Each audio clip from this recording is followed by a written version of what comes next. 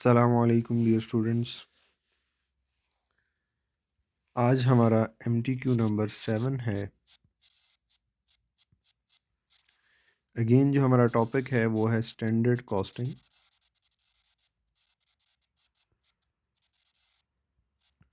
For FMA और MA और F2।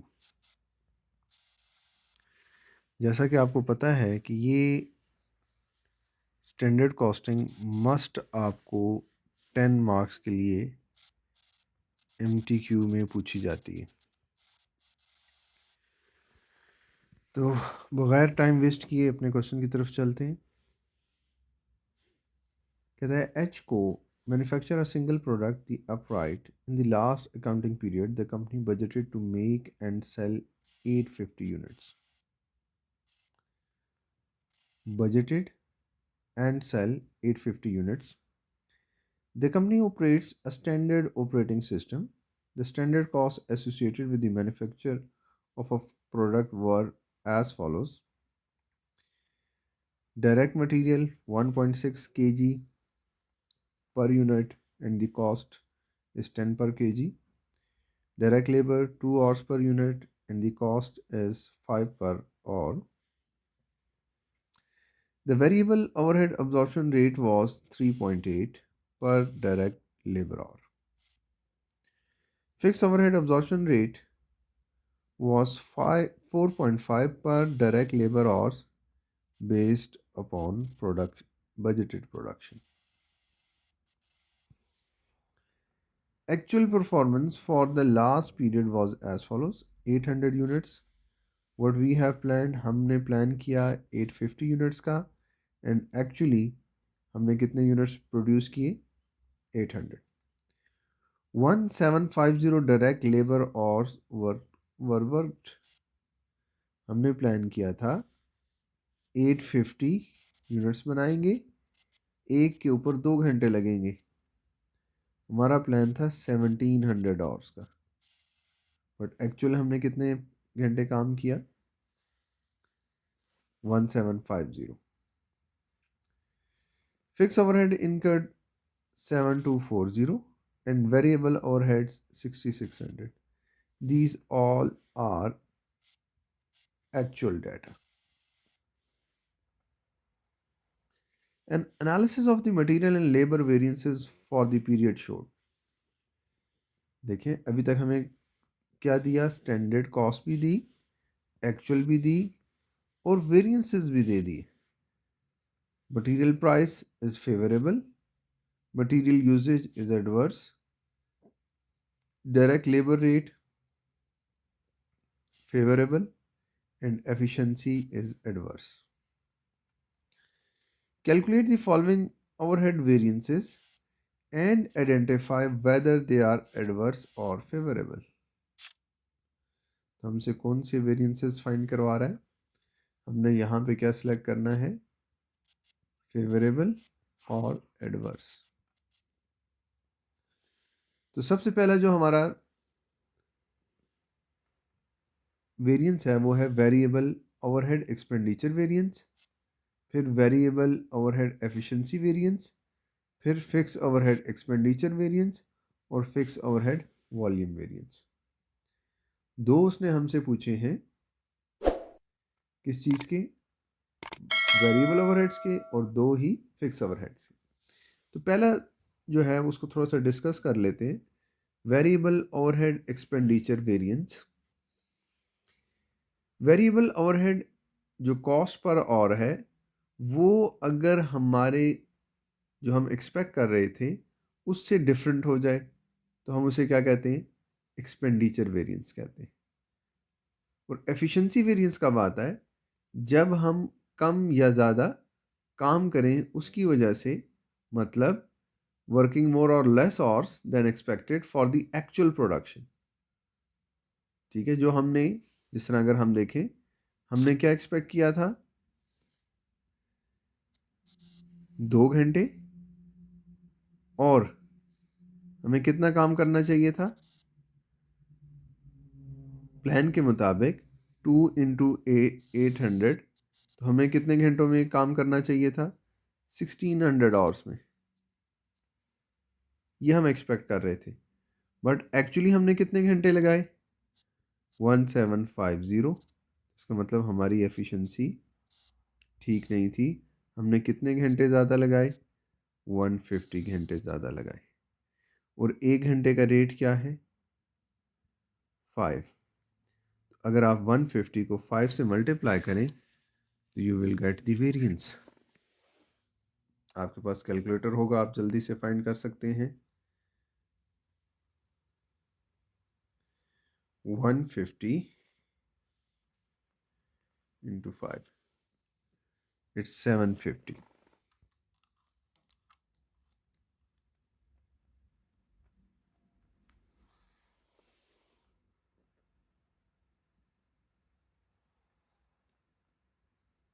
बल्कि इसमें रेट आप क्या लेंगे? 3.8। 150 मल्टीप्लाई बाय 3.8, इट्स 570। मैंने ये रेट नहीं देखा, 3.8 रेट है। Variable overhead absorption rate was 3.8, तो 150 multiply by 3.8 you will get 570। so this is favorable और adverse अभी पता चल जाएगा। देखिए, हमने एक्चुअली ज़्यादा घंटे काम किया, हमने जो प्लान के मुताबिक हमें 1600 आवर्स काम करना था, बट हम 1750 आवर्स, हमने ज़्यादा घंटे काम किया। कितना ज़्यादा काम किया? 150 आवर्स। और अब्जॉर्प्शन रेट क्या था? 3.8। तो हम जब इन दोनों को मल्टीप्लाई करेंगे तो ये हमारे पास कौन सा वेरिएंस आ गया? Adverse variance. इसका मतलब पहला हमने एफिशिएंसी वेरिएंस निकाल लिया 570 एंड दिस इज एडवर्स। तो याद रखो, जो ज़्यादा या कम घंटे काम करने की वजह से वेरिएंस आता है, वो कौन सा वेरिएंस होगा? एफिशिएंसी वेरिएंस होगा। ठीक है। और अगर कॉस्ट पर आवर जो हम एक्सपेक्ट कर रहे थे और जो एक्चुअल है उसमें डिफरेंट आ जाए तो उसे हम क्या कहते हैं? Expenditure variance. तो अब इसी कंसेप्ट को यूज़ करते हैं। देखें, हमने कितने घंटे काम किया? 1750। और हम क्या एक्सपेक्ट कर रहे थे पर आवर? 3.8। इसका मतलब this is our expectation 1750 multiply by 3.8। इसका मतलब हम प्लान कर रहे थे हमारे स्टैंडर्ड के मुताबिक 6650 कॉस्ट आनी चाहिए थी, बट एक्चुअल कॉस्ट कितनी आई? 6600। इसका मतलब हमारी एक्चुअल कॉस्ट कम आई है, प्लान्ड ज़्यादा थी, एक्चुअल कॉस्ट कम है, तो हमारा वेरिएंस कितने का आ गया? 50 का। और this variance is favourable variance. दोबारा बता देता हूँ, वेरिएबल एक्सपेंडिचर वेरिएंस किस वजह से आता है? ये आपकी जो कॉस्ट पर और है, अगर वो डिफरेंट हो। देखिए, हमने कितने घंटे काम किया? 1750। और हमने प्लान किया था 3.8 per hour, but actual cost उस प्लान के मुताबिक हमारी कॉस्ट कितनी आनी चाहिए थी? 6650।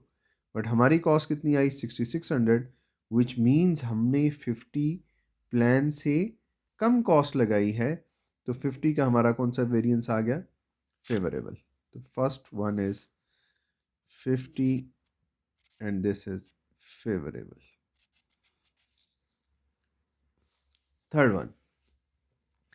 थर्ड क्या है जी? फिक्स ओवरहेड एक्सपेंडिचर वेरिएंस और वॉल्यूम वेरिएंस।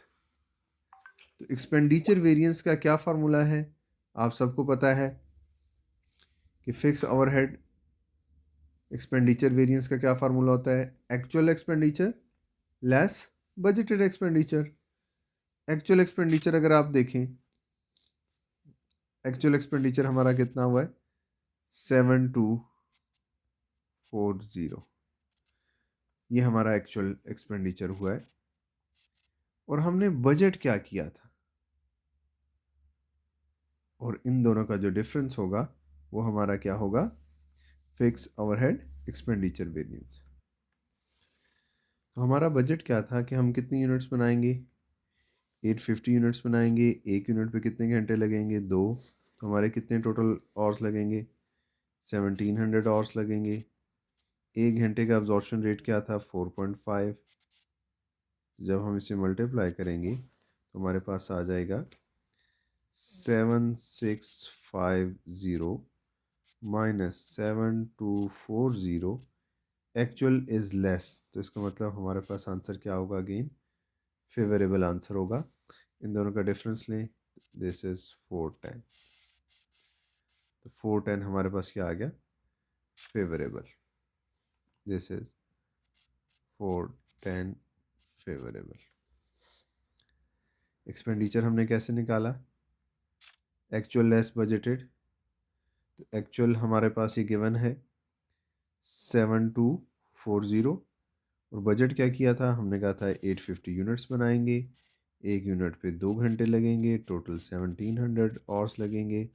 और उस 1700 के मुताबिक 4.5 पर आवर आप अब्जॉर्ब करेंगे। तो आपकी टोटल कॉस्ट कितनी आ रही थी, आपकी टोटल कॉस्ट आ रही थी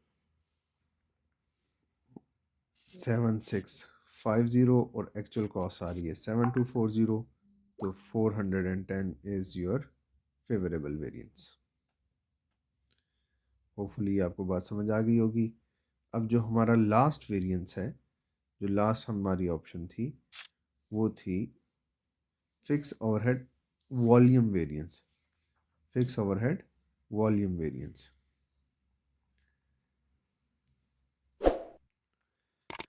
वॉल्यूम वेरिएंस को देखें, वॉल्यूम किसे कहते हैं, यूनिट्स को। यूनिट्स के चेंज होने की वजह से जो वेरिएंस आ रहा है। तो हमने क्या प्लान किया था, 850 यूनिट्स। हमने कितनी यूनिट्स बनाई, 800। तो वॉल्यूम का डिफरेंस कितना है, 50। और अब्जॉर्प्शन रेट क्या था, हम जाके देखते हैं, हमारा अब्जॉर्प्शन रेट था 4.5। जब आप इस 50 को 4.5 से मल्टीप्लाई करोगे तो ये जो वेरिएंस आ रहा है ये यूनिट्स की वजह से, मतलब वॉल्यूम की वजह से आ रहा है। तो ये कितना आ रहा है, 225। अब ये एडवर्स है या फेवरेबल, एक्चुअल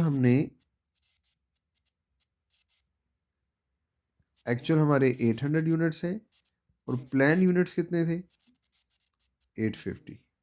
इसका मतलब हमारी वॉल्यूम कम हुआ है, तो this is adverse by 225। Hopefully आपको ये सारा समझ आ गया होगा। इसके बाद दो जो इसमें टास्क थी वो बिल्कुल थ्योरेटिकली थी, उसको भी देख लेते हैं। कहता है which of the following statement would explain the material usage variance for the last period.